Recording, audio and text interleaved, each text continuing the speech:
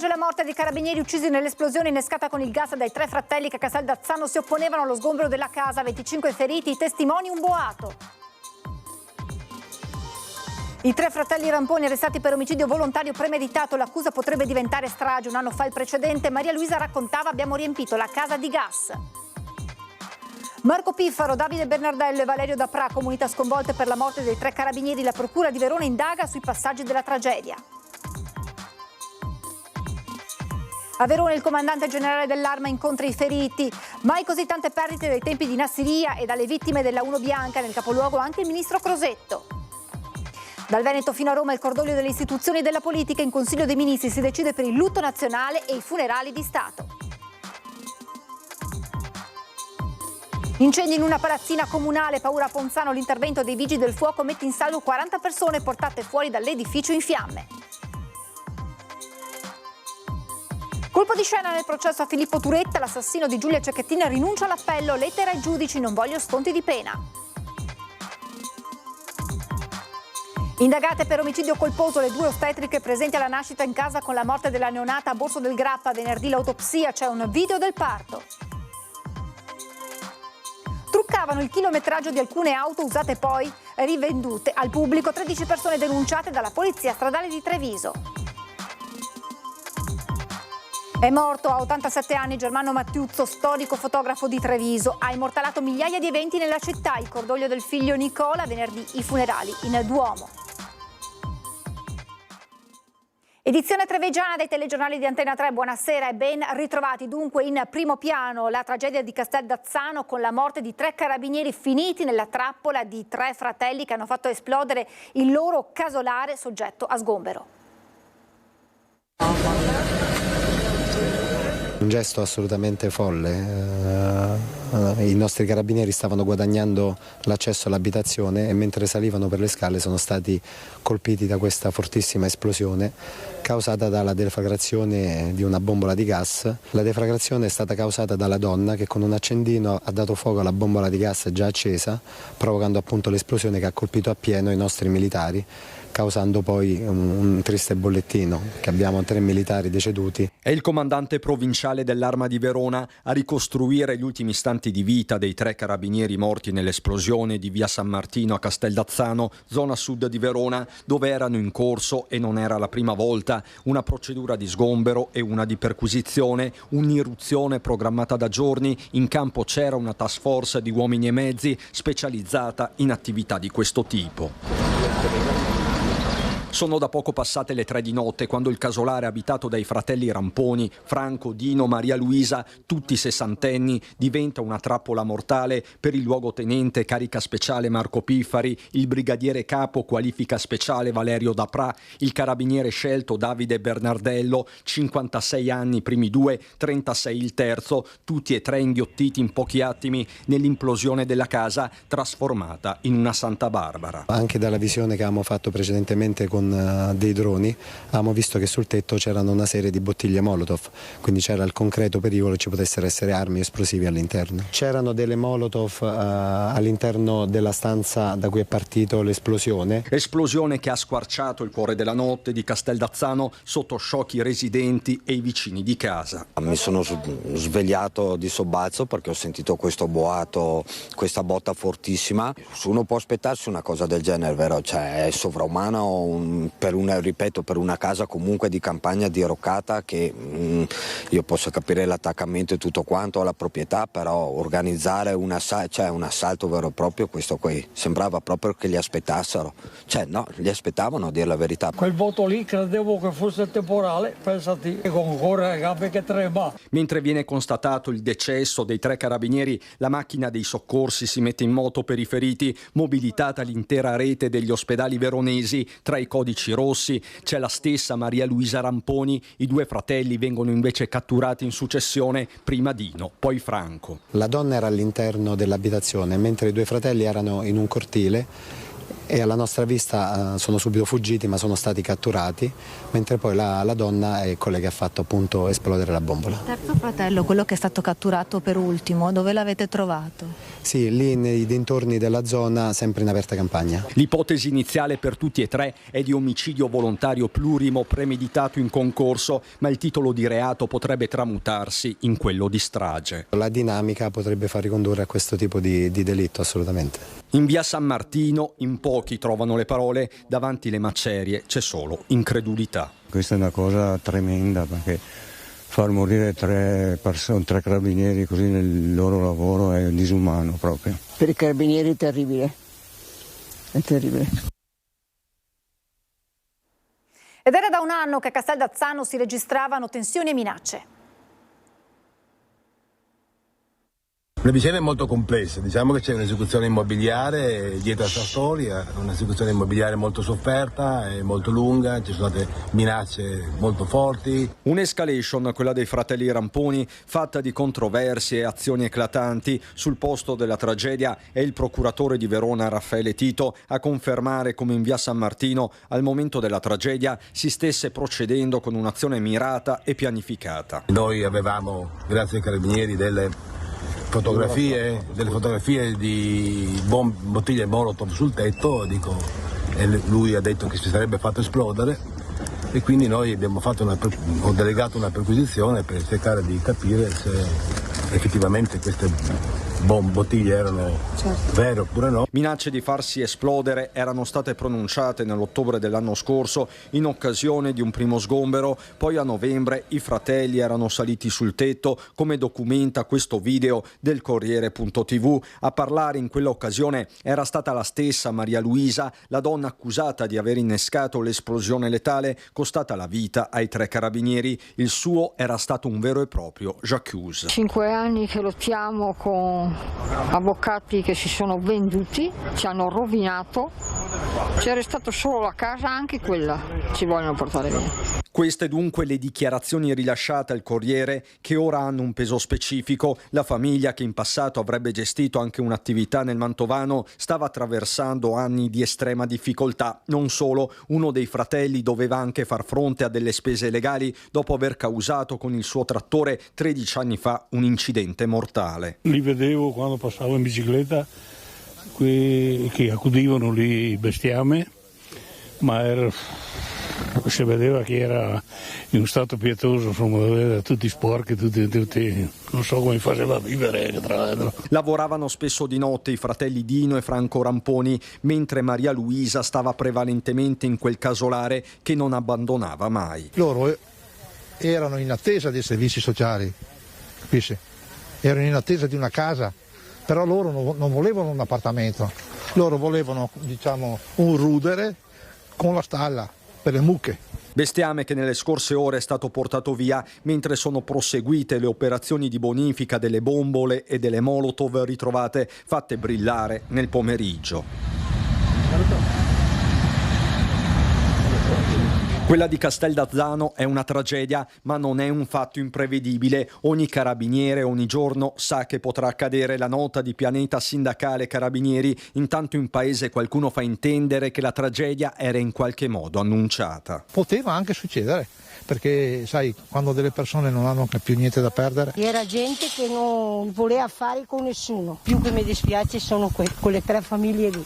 Commozione che accomuna tutti, residenti e operatori. Lo stesso procuratore non riesce a nascondere la sua emozione. Sono abbastanza vecchietto, devo dire che una cosa che mi ha colpito moltissimo è stata vedere i carabinieri in divisa con il lenzuolo sopra, sulla faccia. Questa è stata la cosa che più mi ha colpito questa sera e devo dire che mi vengono quasi le lacrime agli occhi.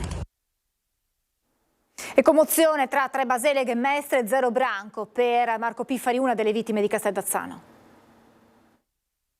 l'episodio su cui adesso si sta cercando di far luce, le cause di questa esplosione sono quanto di più lontano uno si immaginerebbe. Immagino al mattino quando esce di casa per andare a compiere il proprio lavoro, il proprio mestiere. Ogni giorno, insomma, io ho la fortuna di poter parlare con i ragazzi della stazione Carabinieri qua di Zero, ma come qualsiasi altro carabiniere, come qualsiasi altra forza dell'ordine, e credo che ognuno abbia l'obiettivo di fare al meglio il proprio lavoro, ma di tornare a casa alle proprie famiglie la sera. Quindi episodi come questo sconvolgono e lasciano un vuoto incolmabile. Non riesce a trattenere la commozione il sindaco Durighetto pensando al sacrificio di Valerio Daprà, Davide Bernardello e Marco Piffari, morti nell'esplosione del casolare a Casteldazzano. Piffari, 56 anni, qui a Zero Branco lo ricordano bene e con grande affetto. Dal 2008 al 2012 era stato maresciallo nella caserma di Via Verga, dove per un periodo aveva anche ricoperto l'incarico di vicecomandante. Originario di Taranto, si era trasferito nel bresciano con la famiglia. Nel 1987 si era arruolato nell'Arma. Era separato e non aveva figli. Da una ventina d'anni viveva a Tre Baseleghe in provincia di Padova. Dopo la perdita, qualche tempo fa, della madre, aveva instaurato un forte legame con i suoi vicini. Come un figlio per noi, ecco. Vi posso dire che è l'uomo più buono del mondo, sensibile, amante di tutte le cose belle, dalle piante ai gattini che ne ha 5 o 6, uno più bello dell'altro. Amante della casa. Ironico, allegro, pronto ad aiutare quando c'erano lavori da fare, così qui ricordano Marco, che sarebbe dovuto partire in missione, ma il destino ha deciso diversamente. Domenica l'ultima volta che la vicina lo ha visto. Ha detto: come mai sei triste? Ha detto: dovevo partire per il Libano e invece ha detto purtroppo parte un'altra persona al posto mio. Quindi se fosse partito per il Libano non saremmo qui adesso? Sarebbe morto, di sicuro. Quello sì. Ed era anche contento della partenza. Il dolore che si respira a Tre Baseleghe è lo stesso che avvolge la caserma di Zero Branco, il ricordo dei suoi ex colleghi affidato alle parole del sindaco. Alcuni di loro, tra cui il comandante, insomma, aveva anche lavorato e operato assieme a lui, quindi anche qui appunto il riconoscimento e il cordoglio che naturalmente ha sconvolto tutta la stazione, ma dall'altra parte anche però il ricordo di una persona eccezionale, un collega come mi è stato riferito appunto il comandante, un collega eccellente. Marco Piffari era a comando della squadra operativa a supporto del battaglione mobile di Mestre, reparto speciale che ha il compito di intervenire il più rapidamente possibile in caso di situazioni ad alto rischio, proprio come quella per la quale era stato chiamato con i suoi colleghi a Casteldazzano. Da Tre Baseleghe a Zero Branco, chi ha conosciuto Piffari oggi lo ricorda non solo per il suo impegno in divisa, ma anche e soprattutto per l'aspetto umano che gli aveva permesso di creare nel comune trevigiano un rapporto speciale con la comunità. Purtroppo si tende sempre, come dire, a ricordare in maniera eccessivamente positiva una persona. Ecco, in questo caso invece la persona meritava il valore non solo del professionista e del carabinieri, ma soprattutto quello umano è emerso in queste ore in maniera importante. E nel pomeriggio a Verona è arrivato il comandante generale dei carabinieri. Noi non abbiamo così tante perdite dalla strage del Pilastro e da Nasseria, quindi pensate che ci sono 3 morti, 3 deceduti e circa 13 feriti, per cui è veramente un qualcosa che pesa sull'organizzazione, ma noi siamo abituati a vedere sempre avanti e a svolgere il nostro servizio. Ho parlato con i feriti, ci siamo confrontati, personale molto esperto, specializzato, li ho trovati ovviamente provati dall'evento, ma reattivi e pronti, sono carabinieri. È un sacrificio che il personale ha fatto nell'adempimento del loro dovere a servizio delle comunità che gli sono state affidate. Per conto prima di tutto la vicinanza dei cittadini e del popolo. I carabinieri sono gente del popolo che vive per il popolo. Prima a Negrar, poi a Borgo Trento, il ministro della Difesa Crosetto ha incontrato i carabinieri feriti. Una follia totale, una follia una pazza che con la sua pazzia ucciso 3 servitori dello Stato mentre compievano il loro dovere. E quando muoiono dei servitori del Paese mentre svolgono il loro dovere, ci inchiniamo di fronte alla drammaticità degli atti e possiamo soltanto dire alle loro famiglie che come sempre accade noi ci saremo. Ho incontrato i familiari, sì, ho incontrato i familiari. E che bisogna dire? Non c'è nulla da dire, no. Si possono solo abbracciare. I feriti siamo andati a visitarne 2 al Negrar, adesso 2 qua, i 2 al Negrar erano in buone condizioni, possono rientrare a casa, qua invece peggiori condizioni. Uno dei 2 l'abbiamo trovato bene, ci ha spiegato quello che è successo, ci ha raccontato quello che ha visto, che si ricorda. Dico cosa ha risposto un carabiniere ferito, cosa ha detto a me e al comandante generale in questo momento: siamo carabinieri, sappiamo anche di dover rischiare. Ecco, questi sono i carabinieri, ricordatelo. È unanime il cordoglio del mondo politico a livello nazionale e a livello regionale. Funerali di Stato e lutto nazionale nel giorno delle esequie, quanto deciso dal Consiglio dei Ministri dopo la strage di Casteldazzano. Sarà l'ultimo omaggio ai 3 carabinieri che hanno perso la vita. Intorno a loro, alle loro famiglie e all'Arma si stanno stringendo in queste ore le più alte cariche istituzionali, ad iniziare dal Capo dello Stato, Sergio Mattarella, tra i primi a far arrivare il proprio messaggio. In questa drammatica circostanza esprimo la mia solidale vicinanza all'Arma e sentimenti di partecipe cordoglio ai familiari, insieme all'augurio di pronta guarigione agli operatori feriti. Seguo con partecipazione e dolore gli sviluppi di questa drammatica vicenda che ci richiama ancora una volta al valore e al sacrificio quotidiano di chi serve lo Stato e i suoi cittadini. Le parole della Premier Giorgia Meloni, che in una telefonata aveva espresso la vicinanza sua e del governo al comandante generale dei Carabinieri Luongo, che in mattinata aveva incontrato il ministro dell'Interno.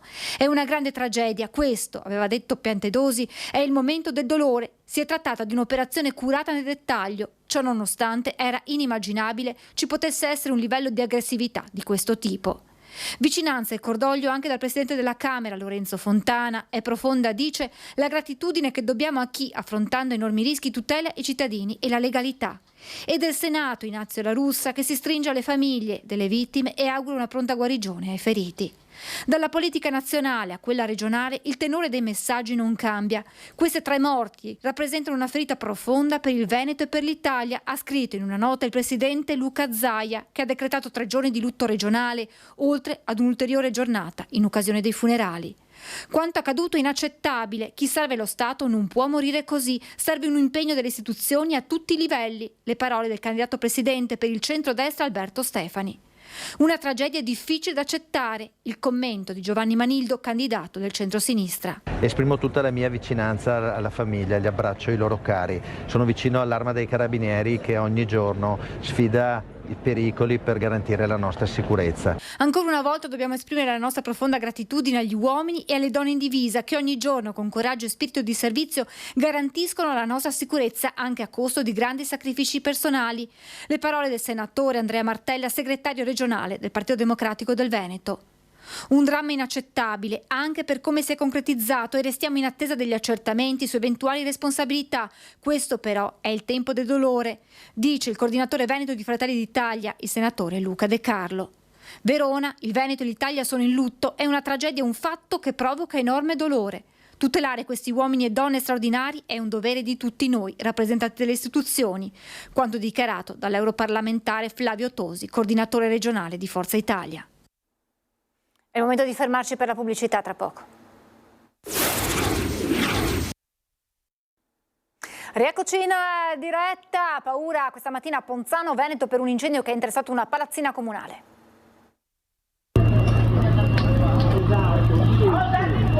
Sono le 11:30, qualche passante nota del fumo uscire dalla porta finestra della palazzina di via 25 aprile a Ponzano. Il tempo di chiamare i vigili del fuoco, poi il boato. Dalla cucina ho sentito un gran botto, mi sono affacciata alla finestra, ho visto il fumo, sono venuta giù col telefonino per chiamare i vigili del fuoco, ma un mio vicino aveva già chiamati. E dopo tutte le persone scappare dall'appartamento e dopo sempre più fuoco. Spaventosa, perché ho pensato anche a delle persone purtroppo disabili, persone anziane che avevano bisogno di venire fuori al più presto.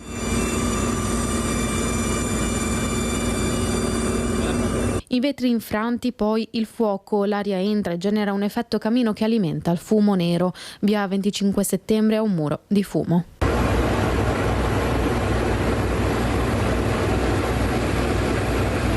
Tempestivo è l'arrivo dei vigili del fuoco da Treviso e Montebelluna. Eravamo in terrazza e sono arrivati i vigili del fuoco, hanno preso il cagnolino come primo, poi mia figlia è scesa e poi io. C'erano le fiamme, signora? Fiamme no, tanto fumo nero. Io ho aperto la porta del mio appartamento per uscire, per venire giù e c'era proprio un muro nero di fumo che poi è entrato in appartamento. Infatti noi ci siamo rintanate in casa, in camera e in terrazza a aspettare i vigili del fuoco che ci salvassero. Vi hanno fatto scendere loro? Sì. Hanno montato la scala e mentre c'era la pompa che andava, la canna dell'acqua che andava, noi scendevamo dalle scale. Sono stati degli angeli. Grazie, non posso dire altro. Con la signora, il primo ad essere soccorso, insieme alla figlia adolescente, anche Johnny, il loro cane, e così anche gli altri 2 gatti presenti nello stabile.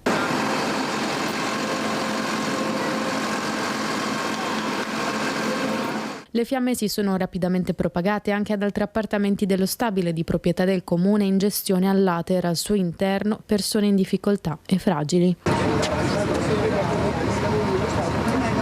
Nessun ferito grave, 2 anziani hanno avuto un malore, 5 persone rimaste lievemente intossicate. Tutti sono stati affidati alle cure del SUEM 118. 12 appartamenti, una quarantina di persone ospitate, 3 persone fragili, ospiti, anziani. Il fumo ha invaso in maniera importante tutti gli alloggi, non si vedeva nemmeno le persone sulle terrazze e sono state portate giù, quindi tutte le persone sono state tratte in salvo e ultimamente, come avete visto, anche i cani e i gatti sono stati soccorsi.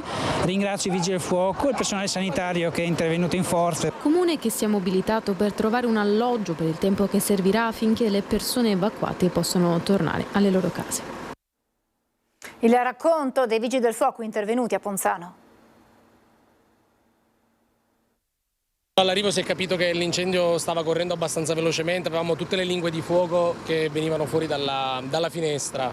Una prima squadra ha tentato l'attacco direttamente dalle scale d'accesso, quindi dal vano scala, e nel frattempo è arrivata in supporto anche l'autoscala e dopodiché, una volta arrivato quel mezzo, abbiamo tentato l'attacco anche dalla finestra, quindi con un doppio punto d'attacco siamo riusciti a confinare e a limitare l'incendio esclusivamente all'interno di un appartamento. L'arrivo dei vigili del fuoco ha infatti scongiurato il peggio, che il fuoco, a quanto pare partito da una pentola accesa dimenticata dall'appartamento del primo piano, si propagasse a tutta la palazzina. A creare problemi, a rendere complicati i soccorsi, il fumo nero che ha costretto a rifugiarsi sulle terrazze alcune persone e altre a chiudersi in casa, tra cui anziani evacuati proprio dai pompieri. Erano rimaste 2 persone intrappolate nell'appartamento completamente opposto perché appunto non avevano sentito l'incendio e quando hanno tentato di uscire dal corridoio, il corridoio era invaso di fumo e pertanto si sono chiuse dentro. E quando siamo arrivati erano in balcone che chiamavano e attraverso una scala italiana che abbiamo sempre sui nostri mezzi, fortunatamente siamo riusciti a portarle giù di peso, 2 signore con un cane. Successivamente poi abbiamo scoperto che in altri 2 appartamenti vi erano 2 gattini e abbiamo portato giù anche loro. Altri 2 ragazzi della nostra squadra, della prima squadra, li ho inviati nel corridoio al piano superiore per uno stendimento tubi per cominciare già ad attaccare l'incendio. E una volta portate fuori le persone dall'appartamento a metà scala e a metà corridoio, siamo riusciti anche ad attaccare l'incendio dalla terrazza dell'appartamento coinvolto, chiaramente tramite l'autoscala. Questo è stato quello che abbiamo fatto. Quindi abbiamo avuto ragione abbastanza in poco tempo, però danni ne ha subiti molti l'appartamento. Passati i momenti concitati dell'allarme, gli inquilini delle case comunali si sono ritrovati di fatto in strada, senza possibilità di accedere ai propri appartamenti. Tanti inagibili per il fumo e la qualità dell'aria al loro interno, altri danneggiati dall'acqua utilizzata per spegnere le fiamme. Saranno le perizie delle prossime ore però a stabilire cause certe e agibilità della struttura. Intanto i vigili del fuoco nelle ore immediatamente dopo l'incendio hanno provveduto a recuperare beni di prima necessità e medicine. Colpo di scena nel processo a Filippo Turetta.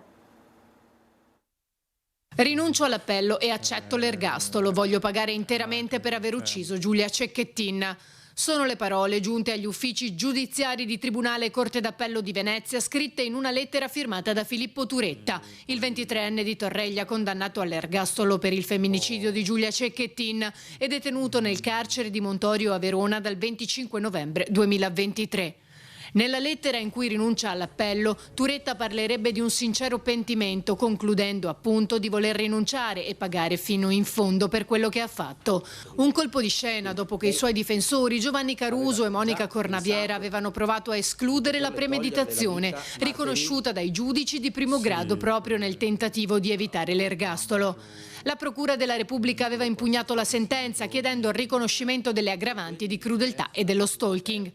Lo scorso agosto Turetta è stato aggredito in carcere da un detenuto cinquantenne, poi trasferito in un altro penitenziario. Nelle scorse settimane, di fronte alla possibile richiesta di giustizia riparativa da parte di Turetta, il papà di Giulia, Gino Cecchettin, aveva dichiarato di ritenerla strumentale. Le motivazioni dietro la decisione del 23enne di Torreglia potrebbero derivare sia da questa dichiarazione che dall'atmosfera ostile che lo circonda, dall'attacco in carcere alle intimidazioni ricevute. Il processo d'appello sarebbe previsto per il prossimo 14 novembre. Le novità sull'inchiesta per la morte della neonata deceduta dopo il parto in casa a Borso del Grappa. Sarà un'autopsia a stabilire le cause del decesso della piccola morta dopo un parto in casa a Borso del Grappa domenica mattina. L'esame è stato affidato dalla Procura della Repubblica di Treviso alla dottoressa Alessia Viero, medico chirurgo specializzato in patologia forense all'ospedale di Padova. Bisogna capire se la neonata sia deceduta per cause congenite o vi siano stati degli errori da parte delle due ostetriche, che proprio per questo sono state iscritte a loro garanzia nel registro degli indagati con l'accusa di omicidio colposo. Si tratta di una quarantenne e di una 36enne vicentine, per le quali si è trattato di un parto bello e semplice, come tanti. A dimostrarlo anche un video girato dalle stesse professioniste, a quanto pare una prassi che a questo punto entra a pieno titolo nel fascicolo. La neonata aveva già fatto la sua prima poppata, poi il cambio repentino di condizioni e di colorito, con la richiesta di aiuto lanciata al SUEM, intervenuto prima con il personale di Pedemontana Emergenza,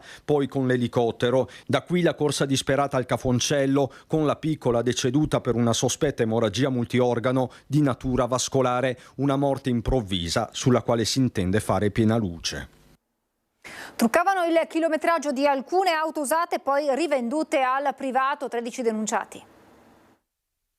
Da 410.000 chilometri a 127.000 in un attimo, con l'aiuto complice di un mago dell'elettronica che ringiovaniva come per incanto il contachilometri delle auto prima comprate e poi rivendute al pubblico a prezzi nettamente superiori a quelli che avrebbero dovuto avere in condizioni normali. La polizia stradale ha denunciato 13 persone che operavano in provincia di Treviso e che adottavano questo modus operandi, finendo per danneggiare 26 acquirenti, ottenendo un profitto illecito di oltre 80.000 euro per un totale di oltre 2 milioni e mezzo di chilometri contraffatti, una media di 96.000 per veicolo.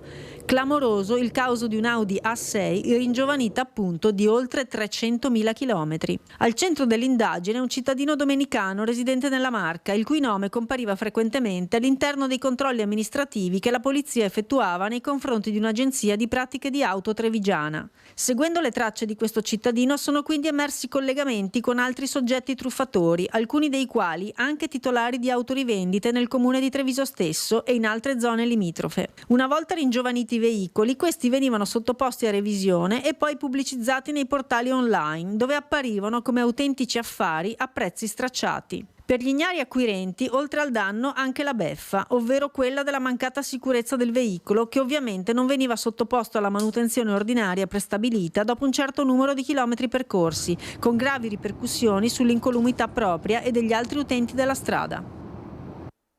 Si è spento Germano Mattiuzzo, storico fotografo di Treviso.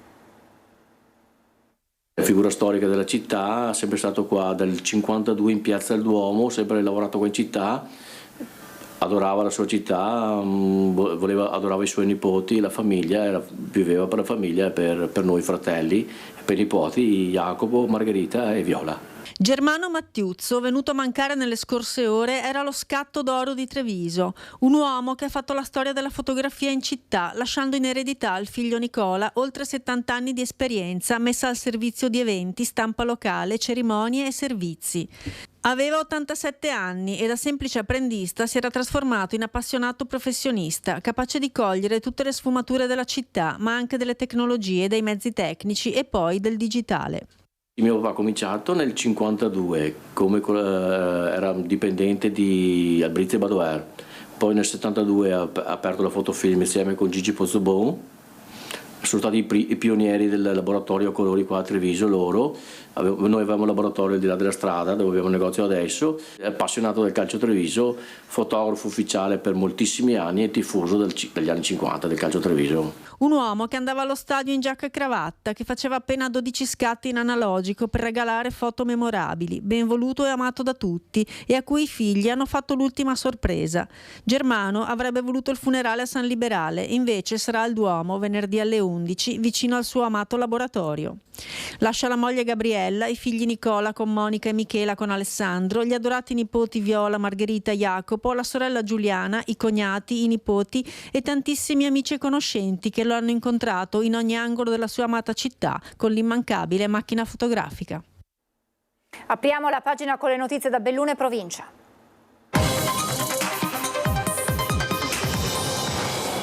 In primo piano anche qui la strage di Castel d'Azzano, una tragedia maturata in una situazione di disagio sociale in cui da anni vivevano i 3 fratelli Ramponi. Ne abbiamo parlato insieme a Sandra D'Incau del Comitato Feltrino per il diritto alla salute. Ci siamo svegliati con questa notizia che lascia basiti. Questa notizia ci dice un'altra cosa. Purtroppo esiste una forte correlazione tra il sociale e la salute mentale, perché proprio questi determinanti sociali, la povertà, l'istruzione, il lavoro, le relazioni e l'ambiente, e alcuni di questi sono appunto quelli che abbiamo appreso, però questi determinanti sono profondamente, cioè influenzano profondamente il benessere psicologico. A parlare Sandra D'Incau del Comitato Feltrino per il diritto alla salute, nato all'indomani della sospensione del reparto di psichiatria a Feltre, che oggi è attivo come servizio per 12 ore alla settimana e che ha concentrato a Belluno 16 posti per il ricovero dei pazienti. La tragedia, per molti annunciata, accaduta la scorsa notte a Castel d'Azzano nel Veronese, ha reso di pubblico dominio lo stato di disagio sociale in cui vivevano i 3 fratelli Ramponi, condizione nota ma inspiegabilmente abbandonata alla deriva. Sappiamo benissimo che questi fattori che non vedono età escluse dai giovani, meno giovani, anche queste persone mi pare non fossero proprio giovanissime, sono a loro volta fattori che aumentano lo stesso rischio di disturbo mentale e quindi evidenziano ancora una volta la necessità di un approccio integrato che va oltre la sola cura medica. Il Comitato Feltrino per il diritto alla salute è entrato in questi anni a gamba tesa sull'urgenza e la strategicità di porre attenzione e interesse sulle solitudini, la fragilità, l'emarginazione e il mancato ascolto sempre più frequenti e che coinvolge le politiche sociali e sanitarie. Noi troviamo che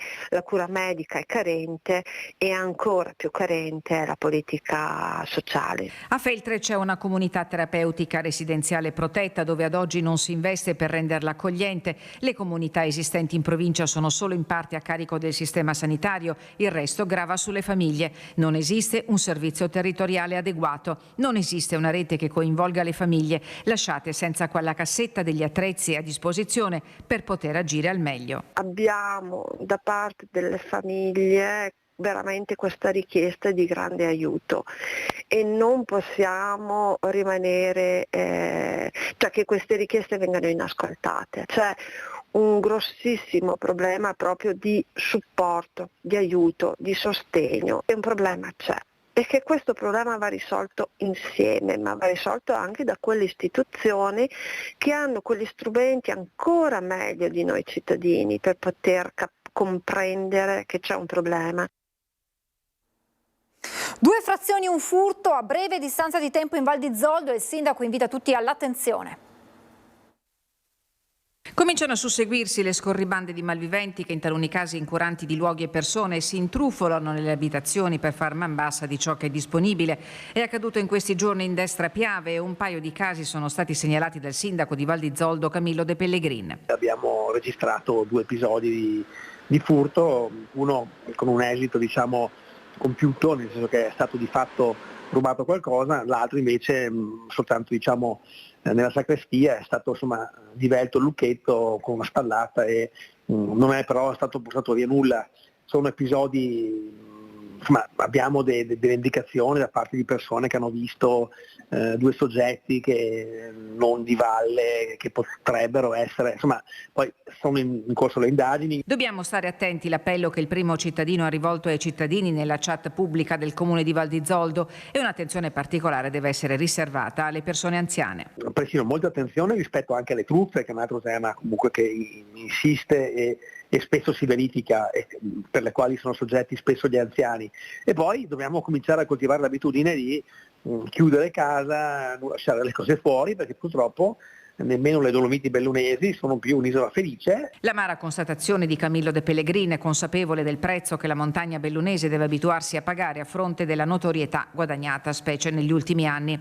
Attenzione che si traduce anche in cura particolare della tutela degli anziani, a cui il comune di Val di Zoldo, con un progetto del Circolo Cultura e Stampa finanziato da Fondazione Cari Verona, ha dedicato l'iniziativa chiamata Sguardo Comune. Aiuta gli anziani a sentirsi meno soli e soprattutto a mettere in guardia anche da situazioni tipo queste.